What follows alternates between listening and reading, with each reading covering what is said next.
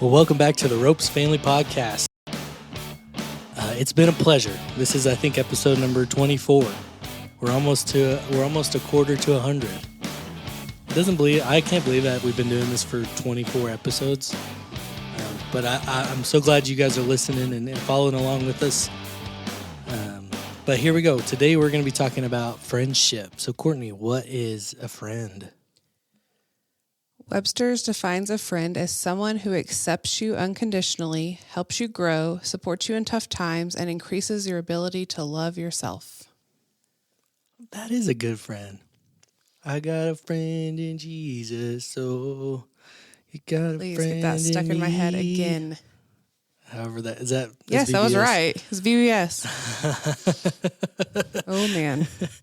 So we're talking about friendships and somebody who accepts you unconditionally. Man, people like that are hard to find. Mm-hmm. Sometimes good friends are hard to find, but when you find a good friend, hold on to them. Mm-hmm.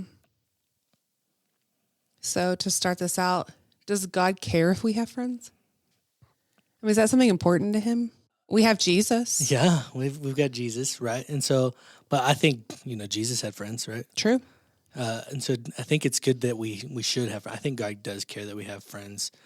It's one of those things like we're not meant to do this on our own. In the garden in the beginning, he says it's not good for man to be alone. Mm-hmm. And if you look at it, this is going to get kind of theological. God himself is a trinity, right? Mm-hmm. He himself is a community, and we're created in that image. So, sorry if you hear that. That's Easton. I have him in the other room. I can hear him, and he's talking. But if you hear him, he's fine. He's good. He's got Wreck-It Ralph on. But anyway, so God himself is a trinity, and we're created in the image of God. So we're created to be in community. That's a really good point. I've never thought about it like that. When I was studying for this, I found Ecclesiastes 4:9-12, and it's 2 are better than 1. If one falls down, then his friend can help him up. Although one may be overpowered, 2 can defend themselves. Of course, that's a shortened version, but Yeah, it's biblical to have friends. yeah, to have somebody you. to help you up. And, Yeah. and I have a story, and it's the story of Jonathan and David. It's in 1 Samuel 18. Right after David kills Goliath, King Saul is like super proud of David. He's like, cool, what's up? And then Jonathan, which is Saul's son, makes a covenant with David. Basically, it's like, I'm going to love you as myself. You are my best friend. You are very important to me. He makes a covenant with him to love and protect David. And so that's an example of a friend, a really good friend, somebody that's gonna, and if you kind of follow that story, even Jonathan protects David from his own father, from Saul, from Jonathan protects David from Saul. He chooses David over his father, and then Jonathan and David, they put this plot together to kind of prove that Saul is after David. And it's a long read, and I'm not going to read it on this podcast, but I want you to read it, or whoever's listening, I want y'all to read it. It's in 1 Samuel 20. I just keep hearing Easton in the background, so it's okay. He's fine. If he's yelling, he's fine.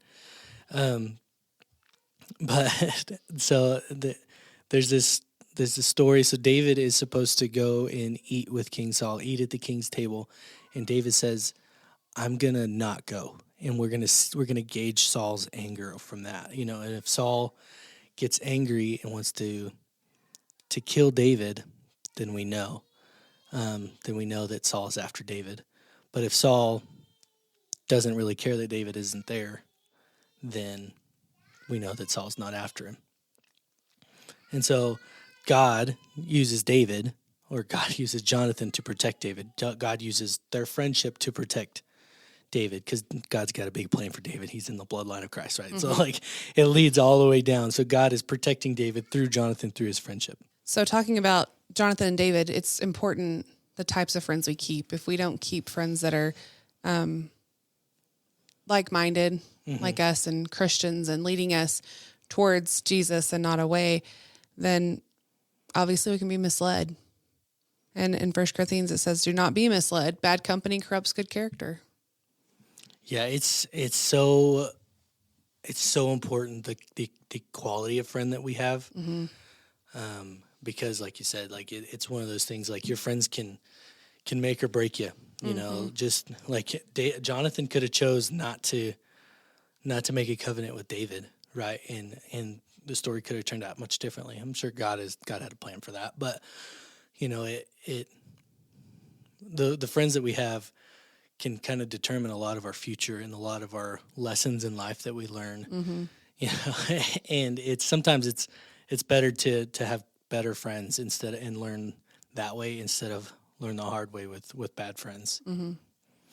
That's kind of what I tell my kids going back to school and stuff. We talk to them. We talk to them about choosing friends and choosing the right kinds of friends. And my oldest has had the same friends since kindergarten, but my middle's friends kind of change. And we're like, just choose good friends, choose kids who want to lead you to Jesus. And he kind of gets that, but he's also like, these friends are fun. Like, they are fun, but maybe they're not leading you the right way. Yeah. Fun friends can kind of take. I've got so many stories from me having dumb friends or being the dumb friend. You know, I've been both sides. I've been the dumb friend that people should not be friends with. Same. And then I've been the friend that or I've had the friends that needed. And sometimes it's good to be the good friend in the bad group. You know, kind of be that light. You know, but at that point, you kind of have to make a conscious decision that you're not going to do everything that they do. You're going to be there. You're going to be the light of Christ to them. That was kind of my philosophy in high school. My friends were probably not the.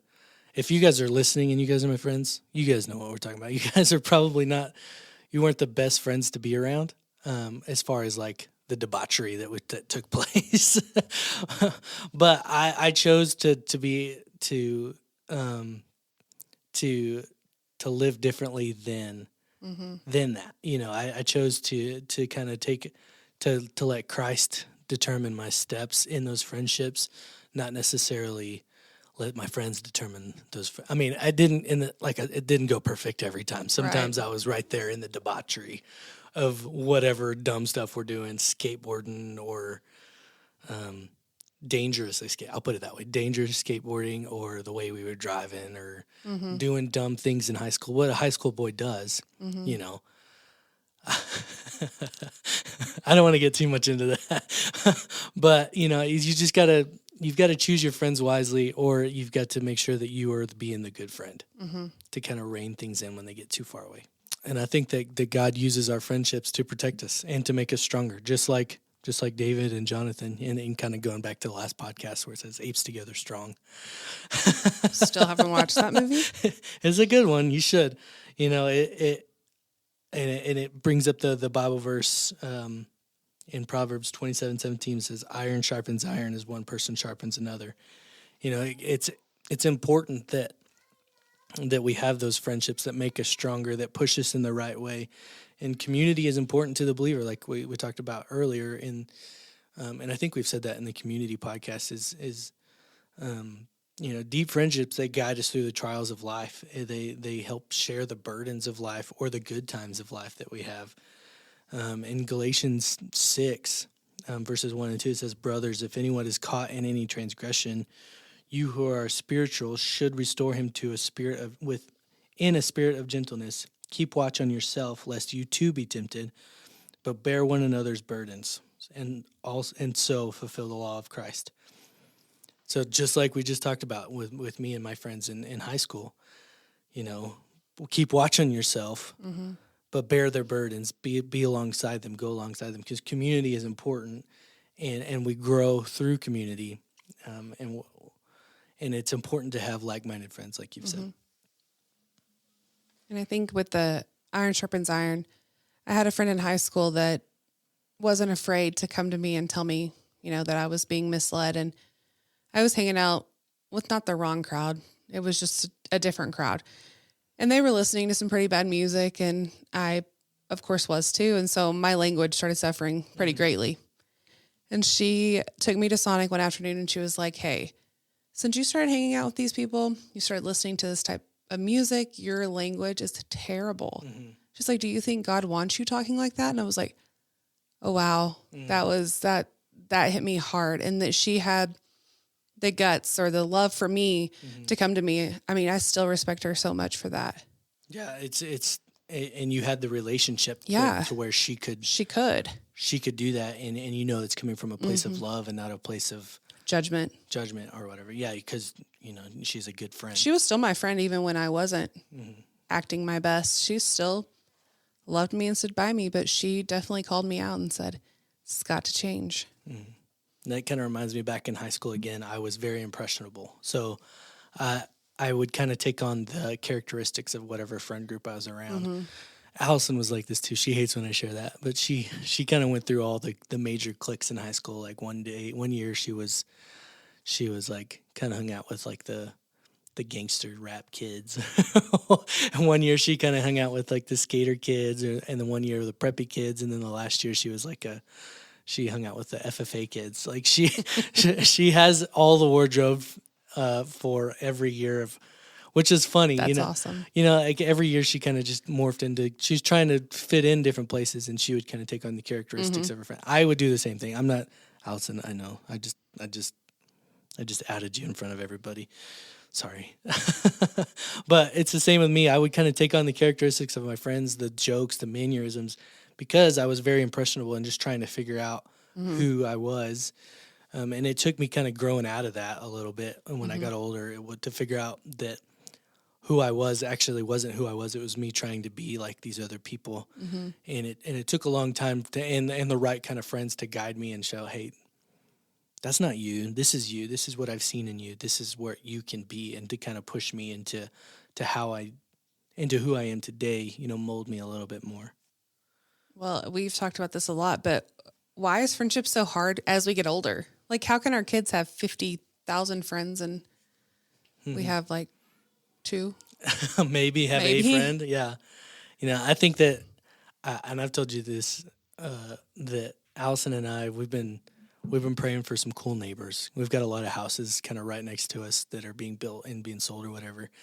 And we're like, we're dying for some cool friends. Like, we're dying for that neighbor kind of thing to have just like a buddy to go hang out with in the backyard, or even like the home improvement guy where he looks over the fence and they just talk over the fence.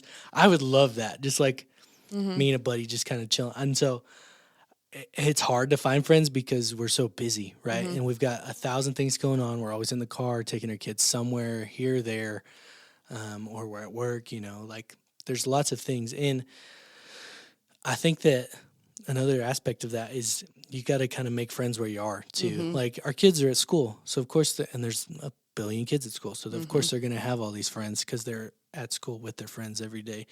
You know, and here, like, there's 3 of us that work here. We're 4 of us that work here at this church. And so we're friends. Yeah. You know, we have this work friendship, but we don't really hang out outside of church. Sometimes you and Allison hang out, which is awesome. Yeah. That's a good thing. But, and like Allison will hang out with her work friends too, you know, every once in a while. But, you know, you've got to make friends where you have them. But it's also hard to kind of make friends outside of that you haven't already made. Like a lot of the friends that we have are friends that we've made in the past that kind of just keep coming up, that kind of hang around, you know. And friendships are hard to cultivate this year. They're hard to cultivate now because we are all technically friends on Facebook, right? But they're hard to cultivate in like real life because we're all so busy running around doing all the things. And we kind of keep up with each other through social media. And so we may send a meme back and forth to people or whatever, or some funny Instagram reel. Say Instagram reels or how to communicate. I'll send some to Allison, and every couple of days she'll finally watch them. There's like 100 that I've sent her because I think they're funny. I also have a friend that gets on Instagram maybe once a month, and he's just got like a bunch of them that kind of go through. We have a friend that works all day, and so at the end of the day, she has to go through everything we've sent. She's like, y'all need to get real jobs when you cannot stare at your phones all day.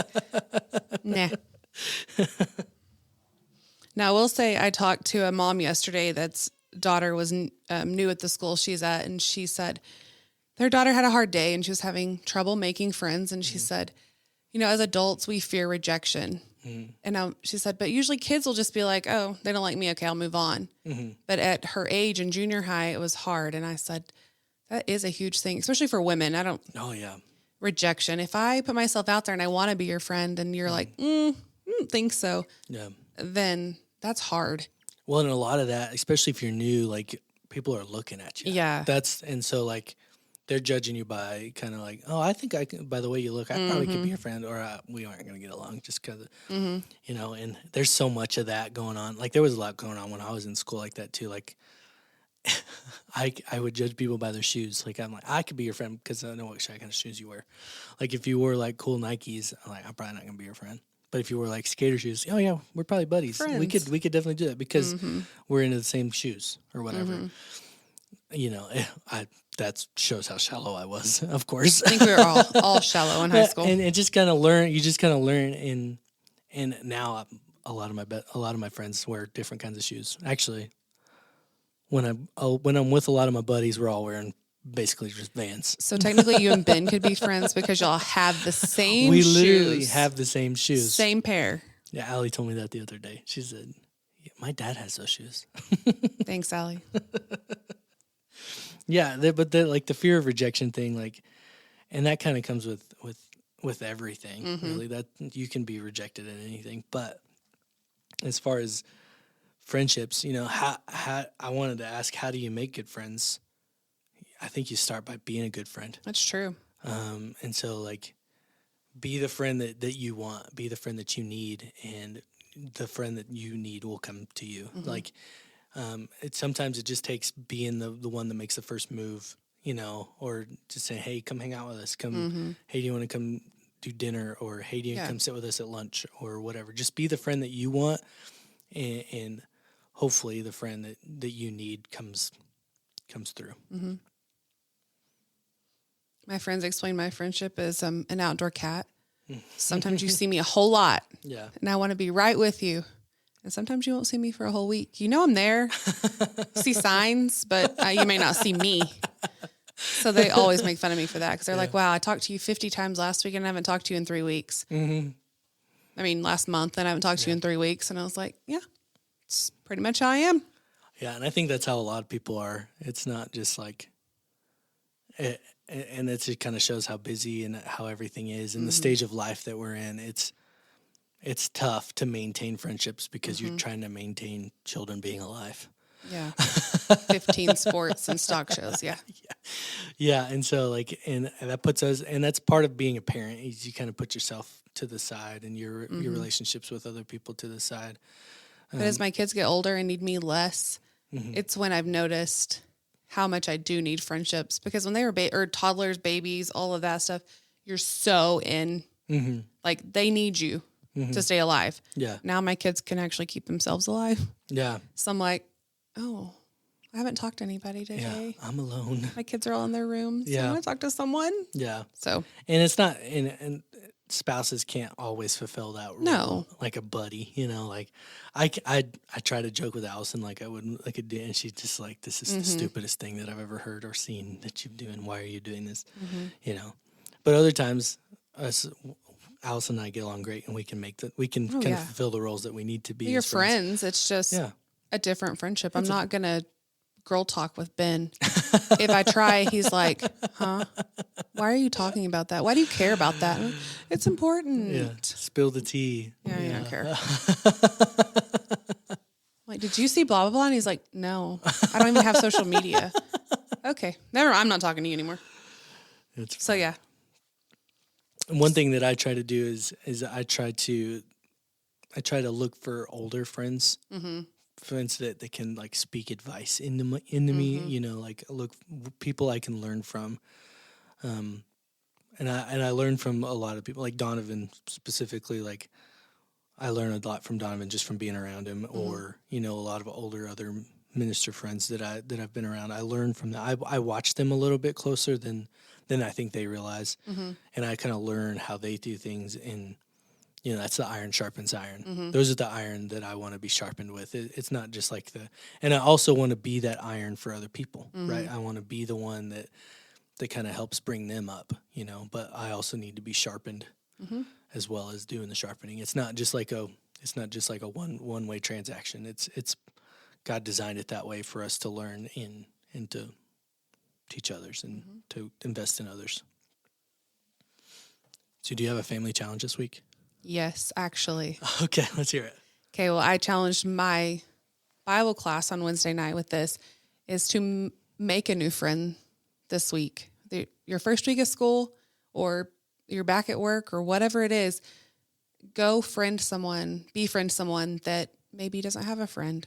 Even if you don't stay friends, give them someone so they're not alone. Be the friend that you want to be. Be the friend that you want.